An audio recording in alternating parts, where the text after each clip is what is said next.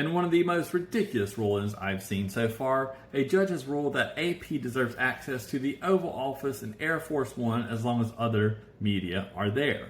Now, this stems from back in February whenever the White House barred the AP from these restricted events. These events that not all of the press pool are invited to. The AP was then no longer invited to these. These are where select few reporters are invited in on the Oval Office for, executive order signings, or on Air Force One for special, questioning of the president or the White House press secretary. And the reason why they were barred from these is because they refused to acknowledge the Gulf of Mexico as the Gulf of America. They said that they would continue to use the Gulf of Mexico name for that instead of what the president had renamed it to, which was Gulf of America.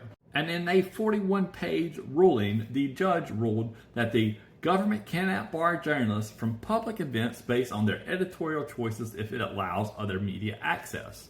But that is not what was happening here. They were just restricting the AP from more restricted areas where they had a smaller number of press in the Oval Office, for instance, or questioning the president or the press secretary on Air Force One. So they still had access to the press briefing room or the White House lawn in order to cover the news that was coming out of the White House. They just didn't have the special access of the Oval Office or Air Force One. And there are hundreds, hell, thousands of news agencies all throughout the country that doesn't have access to those areas either. So now, because of this ruling, does this mean that all of those news agencies should also be given access to these special meetings?